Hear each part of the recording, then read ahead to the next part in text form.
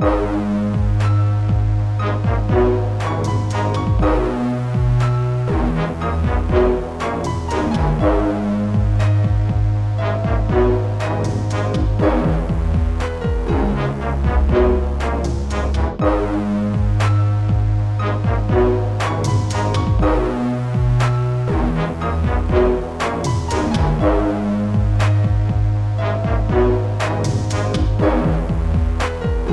age of wonder.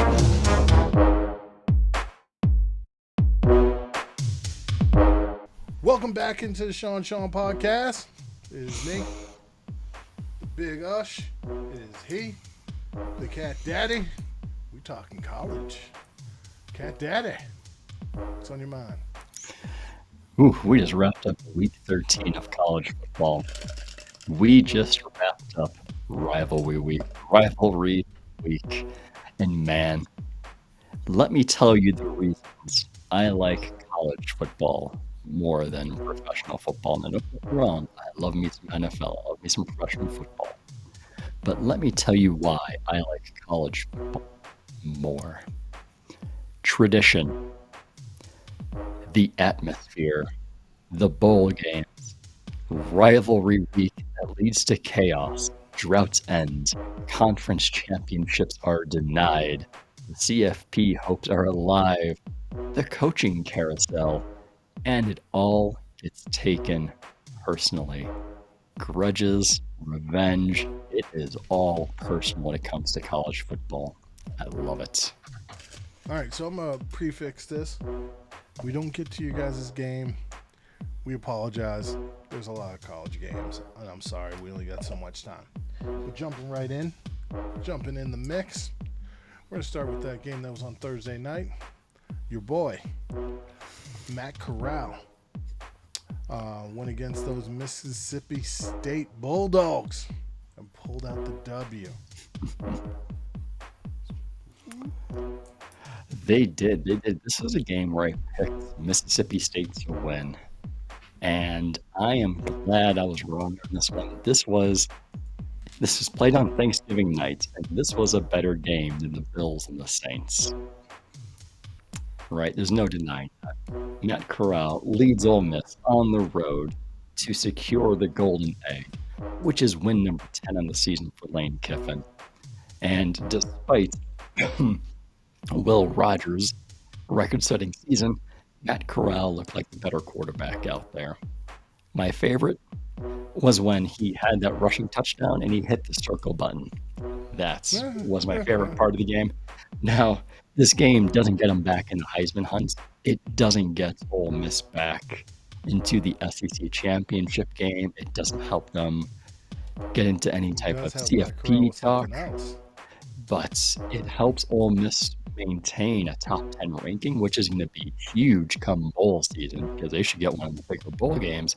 And it's another game in which Matt Corral looked good. It looked like the best quarterback prospect in this class. That's huge for him. All right, next up, we have UNC versus NC State. Another game where Sam Howell had to be the whole team. I just feel bad for him this year. Just every chance they get, it's like you have to be everything for the team. And it's just it doesn't. Football can't work that way. If this were the NCAA football game, and you know how when you're on offense you have the 3 plays pop up and you have to pick which one of those plays you got. If this were UNC, it would be pass to Josh Dobbs, run with Sam Howell, or throw to another wide receiver who dropped the ball. Those would be the only 3 options that you have to choose from every time you're selecting. No wonder your team's not putting up points and defenses are stopping you. You pretty much have the same 3 plays the entire year. This one, though, is going to be an instant classic. It was a reckless and improbable comeback by the Wolfpack, and it's a very important reminder, don't ever give up because these final 2 minutes were nuts. And let me give you a quick recap of these final 2 minutes. UNC kicks a 50-yard field goal to gain a 9-point advantage. Emeka Emezi gets behind the defense, and quarterback Devin Leary hits him for an easy 64-yard touchdown, 2-point game. North Carolina State kicker recovers the onside kick attempt. UNC commits 3 huge penalties that just give NC State 35 free yards. That's over a third of the field. And then it looked like the Tar Heels were either playing a zone defense and Emezi got past the corner's assignments, or the corner was supposed to trail for an underneath route. Whichever one it was, it meant that there was a matchup between Emezi and the deep help, which was Cameron Kelly. And Kelly didn't stand a chance because Emezi went up there. He wanted the ball more. He came down with it. Failed 2-point conversion attempt. Wolfpack up 4. Sam Howell leads UNC down the field, all the way down to the Wolfpack 30-yard line for a final Hail Mary attempt that ends up being intercepted as time expires. Like, this was a crazy game, and it was played at North Carolina State. The atmosphere of the stands and the fans when NC State came back and then got. But it's also the representation of the whole year for North Carolina and for Sam Howell. It's like basically, oh crap, Sam, we put you in a bad spot. Now go save us. Our bad. Please help us again. Moving on. We're going to go to which team? All right, so we're going to go to Texas Tech and Baylor first. We're going to hit those other games a little bit later. Baylor beats Texas Tech 27-24, but Texas Tech gave Baylor all they could handle. Any thoughts, Sean? Yeah, Texas Tech just couldn't overcome their missed opportunities, whether it was penalties, whether it was turnovers. They just dug themselves into a hole that they couldn't get out of. Baylor was able to get the job done, and thanks to Oklahoma State defeating Oklahoma, Baylor finds themselves in the Big 12 championship game. All right, so you threw one of those games out I'm saving. Oh, my bad. Forget I said that. Next up, we got Oklahoma State versus Oregon State versus Oregon. Oregon wins, but Oregon State tried to mount a little comeback. They did, but for Oregon, the running game just killed Oregon State.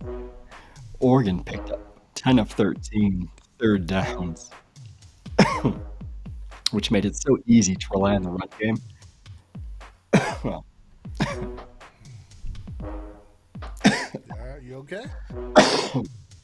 Hopefully, my bad. Oregon has 230 yards of rushing offense. Anthony Brown makes it a nightmare running that option offense. Can't stop it. All right, so next we have Michigan State avoiding the upset from Penn State. Won 30-27. Any thoughts? This was a tale of two contracts. This is what it was. Mel Tucker versus James Franklin. Tucker getting that 10-year, $95 million extension in a program that's trending in the right direction. Franklin getting a 10-year, $75 million? Something ridiculous. Not quite as high as Tucker. But he's had 2 consecutive disappointing seasons. It's like the Penn State program is trending in the wrong direction, but he's getting all this money. Now, bigger isn't always better, but in this case, the coach with the smaller extension was outcoached by the one with the larger extension. I mean, you say outcoached. I mean, it was a close game. I mean, it was. But I say outcoached because Franklin committed himself to the run against Michigan State. And like many teams before him this season, Penn State was shut down in the run game. Michigan State defends the run pretty well. They don't defend the pass. And that's just something that Franklin and the Penn State offense couldn't capitalize on quick enough. And that Michigan State front seven just playing so well. Now, Sean Clifford, he was actually doing a pretty good job against that Michigan State secondary. I don't know why they didn't go more. all right, now before we get to those other games, there is a game that I didn't mention that we're going to talk about. But we have two upsets. First upset we'll talk about: LSU beats Texas A&M 27-24. I'm wondering if this impacts other things a little bit more. But any thoughts on LSU getting the upset here? LSU did a good job of making sure that Ed Orgeron got sent off the right way, beating Jimbo Fisher. Final game at home. That is like the storybook way that Ed Orgeron could have ended his LSU tenure. Come from behind upset of a ranked Texas A&M team, capped off by a very beautiful 28-yard touchdown pass with 20 seconds remaining in the game. And it helped LSU become bowl eligible, which is huge for the seniors on that team. Now, my next one, this is the one that I forgot to get to you. Minnesota upsets Wisconsin 23-13. Did not expect to see that one coming. Not at all. Did not expect it with how well Wisconsin has been playing and how strong their defense has been. Braylon Allen just trucking people and running them over. I did not expect Minnesota to be the one that would beat them. All right, next up we got the fun stuff. Oklahoma travels to Stillwater, face those Oklahoma State Cowboys, and Oklahoma State in a nice one, overcome, take down those Sooners, and Lincoln Riley's last game. Lincoln Riley disappears in the middle of the night. Oh man, this game was chaos. Absolute chaos. The Oklahoma State Cowboys snapped a 6-game losing streak to the Sooners, and great timing because Oklahoma's on its way to the SEC. Oklahoma State keeps their playoff hopes alive one more week. Some highlights of this game. I think for me, the game was tied up at 24 going into halftime. I don't know what the Oklahoma State coaches said, but when they came out in that second half, the defense was just lights out. Yeah, Oklahoma scored 9 points in the second half, but those were scored through defense and special teams. That weren't scored by the offense. Oklahoma's possessions in the second half included 5 punts, a fumble, 2 turnovers on downs. And yes, this loss was so bad that Lincoln Riley decided to go to another club, another school. All right, next up, Auburn gave Bama all they could handle, but Bama still won 24-22 in overtime. 3 overtimes, right? Yes. Man, first Auburn, you let America down. Duh. Tank Bigsby, you cannot let them tackle you and drag you out of bounds. You fall down. You do whatever you need to do No. to stay in bounds. You don't let them just escort you out. They let bounds. them down at the end of regulation By allowing Alabama to have a 97-yard touchdown scoring drive Yes. to tie it up. Great I don't even understand possession. how that happened. Yeah. I mean, I don't know. Yeah. Like, how did that even happen? It was a great drive by Alabama, but Very poor by Auburn. Yeah. Auburn just Like, lost momentum. Why are you playing man coverage? Why are you... Don't even get me started on playing man coverage at the end of a game. Anyway. Yeah, but actually this one went 4 overtimes. Alabama needed 4 overtimes to get rid of Auburn in this one. Now, moving on to the big story of the decade. Michigan hosting Ohio State beat the Buckeyes 42-27. This is Michigan's first victory over Ohio State since 2011. I think 2011. It's been a long time. It's been a long time. literally been a decade. Yeah.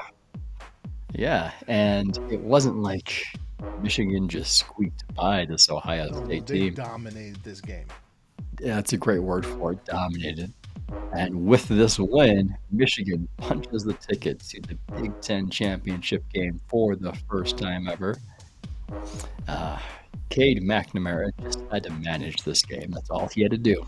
Protect the ball, move the offense down the field, don't do anything. Just move the ball down the field, take care of it. And He may have to do stuff next week, but which is great because for him, he had less than 20 passing attempts, and they just rode the running game, and they rode their defense to victory. Michigan controlled both sides of the ball. They controlled the line of scrimmage on defense. They controlled it on offense. I mean, Michigan ran for nearly 300 yards in the day. Hassan Haskins is now a Michigan legend. Like, that guy will never have to buy a beer again in the state of Michigan because he ran for 169 and he put up 5 touchdowns on Ohio State. Is it bad that I need some Michigan Georgia in my life? I just want to see a hard hitting game that's just going to be ugly. I know. Last week, the idea of seeing Ohio State and that offense go against Georgia and that defense, like just that matchup of offense versus defense, was something I was really looking forward to, which is why I had Ohio State winning this game. But with Michigan, though, you get that ground and pound. You get 2 solid defenses, and you get 2 teams that are relying on the run to control the clock, control the line of scrimmage. That is a battle. That is a championship game. Get rid of the other 2 teams. Make sure Michigan wins We'll Big get to that. We'll get to that. Big Ten. All right, moving on to the championship games. First one, Friday night, got Oregon versus Utah. I know. The Utes upset Oregon a couple of weeks ago, and I'm sure that this is fresh on everybody's mind on both sides, not just Oregon. But this time, it's a rematch on a neutral site. Whoever controls the ground game is going to win this. The Ducks no longer have the additional pressure of the CFP weighing them down, and they're going to come away victorious in this one. Go Ducks. I got the Ducks also. All right, next up, we got Baylor playing Oklahoma State at AT&T Stadium. What you got, Sean? Big 12 championship. Oklahoma State came from behind. Strong defensive effort to beat Oklahoma last week. I'm not sure if Baylor quarterback Jerry Bohannon is going to be playing in this one. Right now, I think it's going to be freshman backup Blake Shapen getting the call. I don't like his odds against that Cowboy defense. And Oklahoma State knows what's on the line. It's the CFP. It's a shot at the CFP. If you want it, you got to win this game. I got that Oklahoma State defense, man. Not just the entire Oklahoma State team. We have the Oklahoma State defense winning this. Yeah. All right. So some smaller ones, but we'll talk about them. Utah State and San Diego State. I'm thinking San Diego State to get this one. The Aztecs. Yeah, San Diego State rallied from a 13-point deficit to beat Boise State, secure a spot in this game. But in order to win this one down, they're going to have to slow down or try to contain a Utah State offense that's been averaging 30-plus points per game and over 450 yards of offense. But I think the San Diego State defense and special teams is going to come through in this one. So I got San Diego State too. App State going against Louisiana. I think this is actually going to be a very good game. It's actually being played in Louisiana, so I got Louisiana winning this. It should be Coastal Carolina in this game.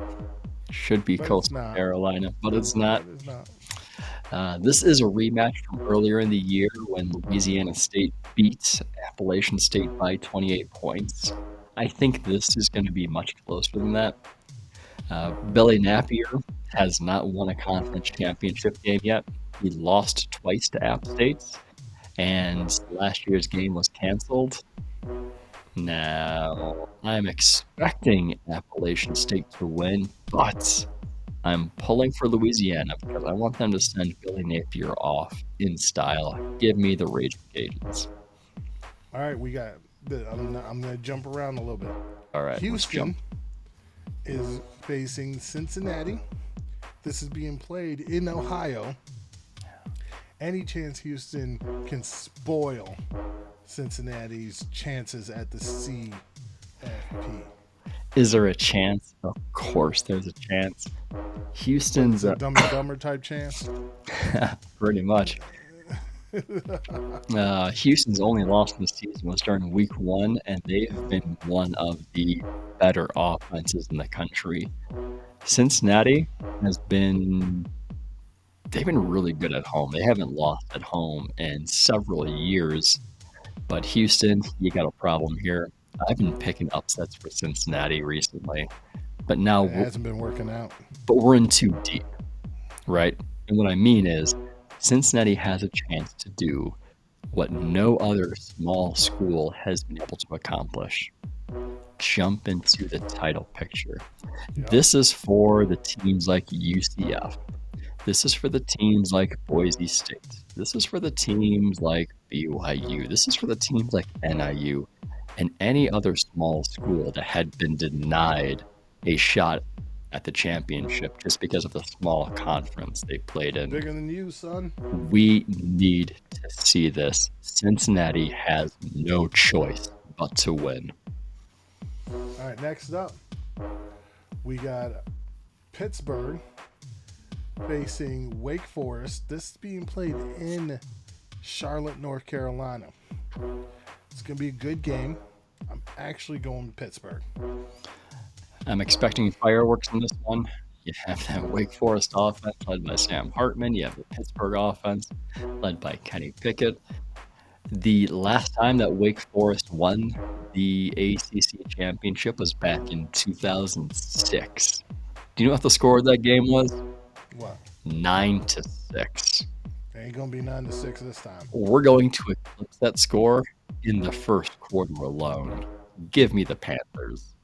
All right, next up, we have the true neutral field game.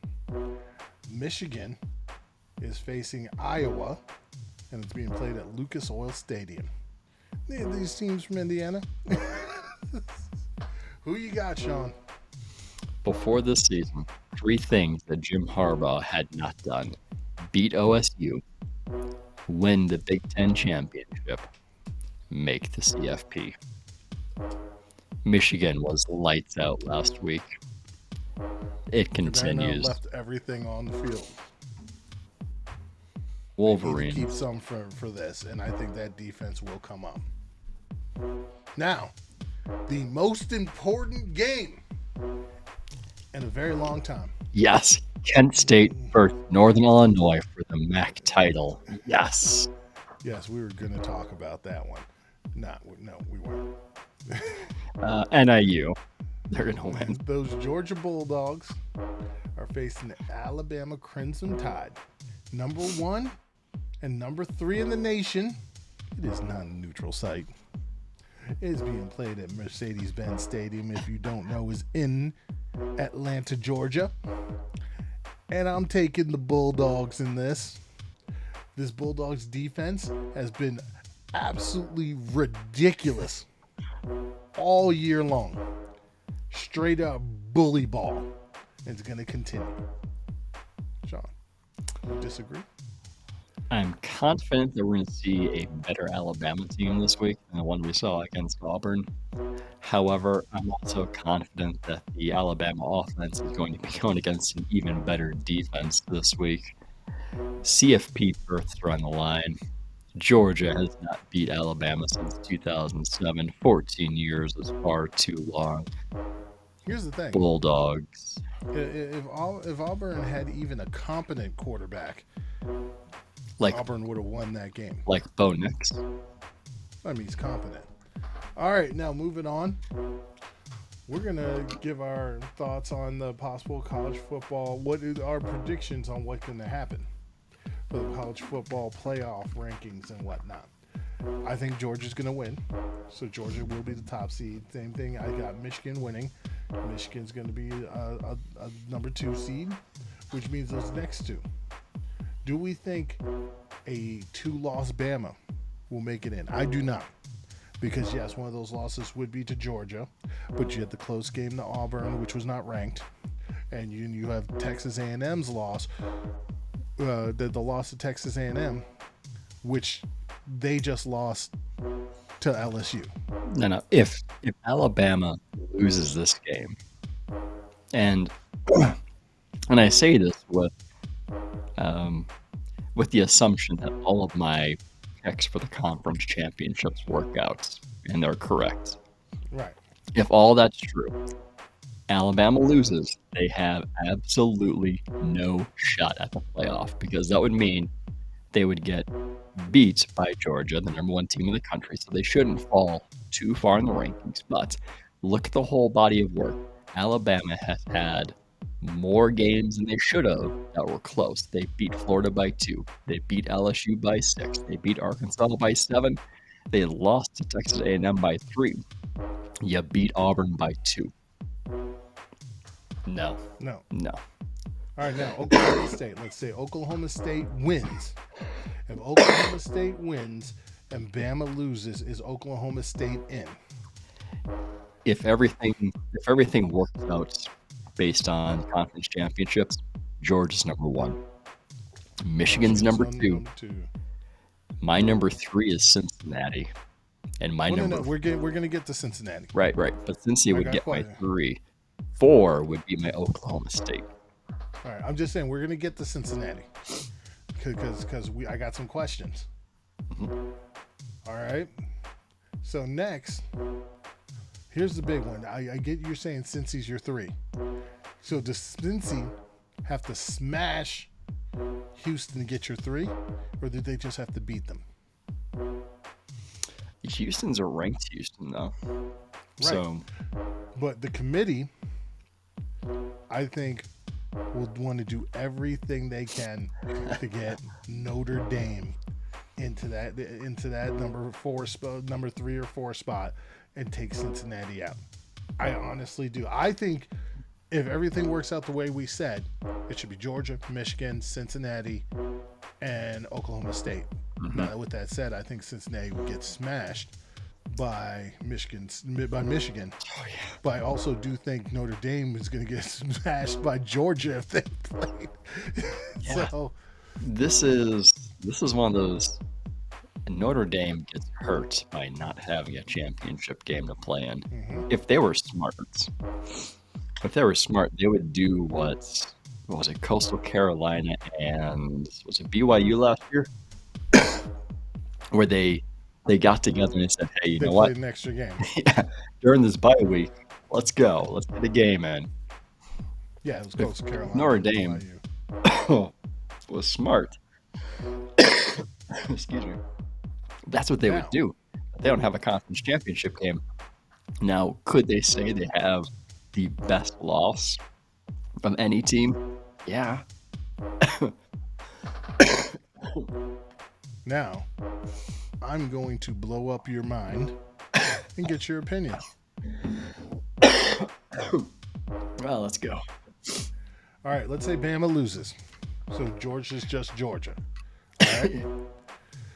Let's say Michigan wins, and Michigan's just Michigan. All right?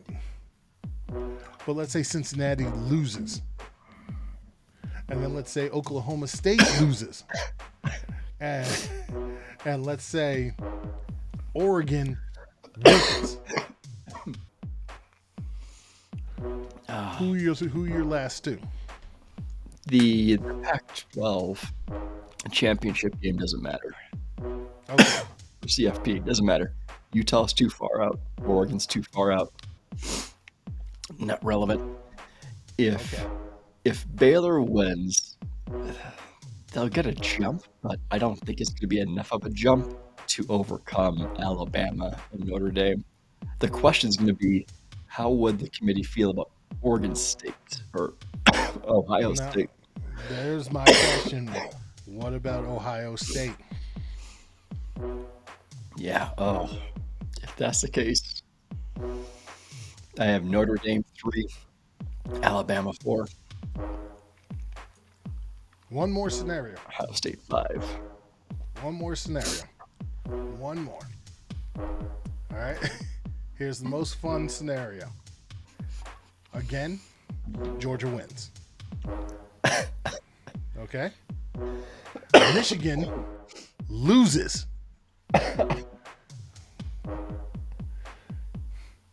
Cincinnati loses.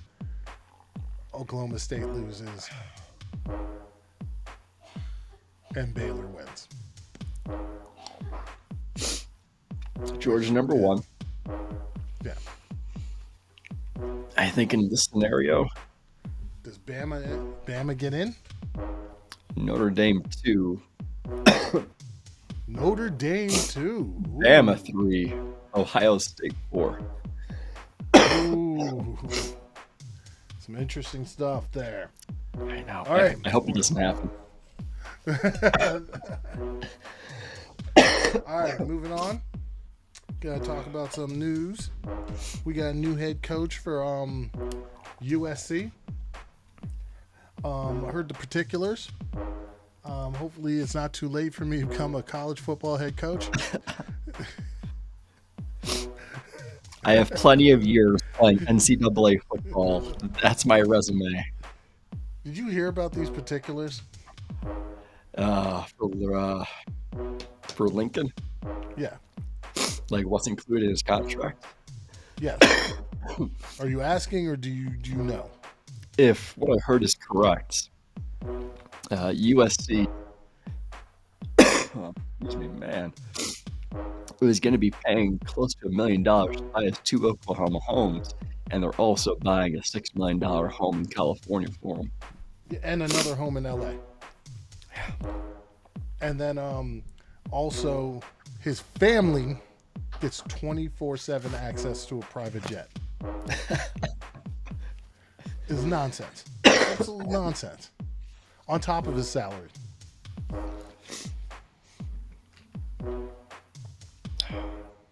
If anybody's wondering, Sean has had a cold. It's not what you think. He's had a cold. Yeah, it's a gold. Yeah. All right. Next up, we have a new head coach of LSU. Man, Inform the people. Brian Kelly did Notre Dame dirty in this one. But I mean, at the same time, LSU, what you doing? You went from one head coach who, found you a quarterback, but couldn't find you another. And he came from a different head coach who couldn't find you a quarterback, and now you're back to a head coach who can't find a quarterback. It's an interesting move by LSU. I thought the move to Ed Orgeron was really good because he was from Louisiana. And he had the greatest press conferences. He did. Not that Brian Kelly's a bad coach, but I think it might be a little bit more challenging for him to recruit in Louisiana in that territory. We'll see how it goes up. We'll see. Maybe he's got an ace up his sleeve.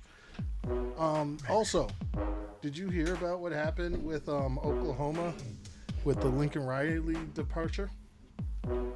Now what's up? All of a sudden, this 5-star QB prospect Oh yes, was declared yes. to Oklahoma, decommits to Oklahoma and declares to USC. Says it just feels right. Yeah. Just feels I right. bet it does, sir. I mean, oh. Man, I'm dying here. Not literally though. But I think this Lincoln Riley going to USC is huge for USC, and it's going to be huge for the Pac-12. I have thoughts on this, and let me know if you agree with these thoughts. All right. So Oklahoma was expected to go to the SEC. Yes. Lincoln Riley would now have to face greater competition in the SEC. Yes. In the Big 12, he was the big fish in the conference. Yes. Even though the conference caught up to him. Right, but he was the big fish. Now, off the top of your head, who is the biggest, most high-profile coach in the Pac-12? Herm Edwards? I don't know. Right. Who is the biggest, most high-profile coach in the SEC? I mean, don't ask stupid questions. Nick Saban, but then you got Jimbo Fisher, but then you got Lane Kiffin, but then you have a whole list below that. And what I'm thinking is, don't ask questions like that. By you going, forgot about Kirby Smart. yeah, exactly. But that's where my point comes in. By going to USC, he's able to keep that big fish status. I'm just saying, like, who isn't? Oh, Chip Kelly. Right, but this isn't like early 2000s though, so it's not the same. I'm just saying. I mean, yeah, I get it. You want to know who I can name? The only guy I would really have named, I think both of them are gone. There's two guys I would have named, and I think they're both gone. Is Peterson? He's not still at Washington, is he? No, that was the Jimmy Lake, who is now without a job. Right. And then what's his name? Who's in Texas A&M? No, that's Jimbo, right? Yeah, it's Jimbo. They're SEC though. Who am I thinking of? Who was at Washington State? Mike Leach. Where's Mike Leach now? Ooh. Mike Leach is in the SEC, isn't he? Yeah. He is. That's the thing. I think this Lincoln Riley move was because he wouldn't be able to handle the SEC. Those expectations. Look at those names there. You got Mike. I know. Mike Leach is one of the low men on the totem pole. And for all you people who defend Lincoln Riley, I'm not saying he's a bad coach, but remember what Jim Harbaugh said during the press conference after the game, that some people are on third base and they think they were born, or they think they hit a triple, but they were really born there. Paraphrasing. Yeah. How did Lincoln Riley get the job? Lincoln Riley was pretty much just handed the job by Bob Stoops. And then, but here's the thing: the media fell in love with him. And the media in California is love him too. I think it's a great pickup by the school, a great pickup by the conference, because now the conference gains more relevance. Right. And he still is able to keep that big fish status. True. I'm just saying, because, like, I mean, people were talking about him for the Dallas Cowboys job. Like, that's how in love people were. Yeah. And he probably would have had some conversation this year about head coaching positions had he not gone to USC. I don't know. Maybe. But anyways, moving on. We have two jobs available. We've got the Oklahoma job, which they better tread carefully because they are going to the SEC, baby. Mm-hmm. And then we've got the Notre Dame job. And here's the thing. I have problems with Notre Dame because I'm not knocking them because they're independent, but I don't like the fact that they're considered such a big-time school being an independent. But it is a high-profile job. Mm-hmm. And, you know, we got to find out who's going to be in these roles. I think for... let me start with Oklahoma first. I think the Clemson defensive coordinator... He's one of the front runners. Brent Venables.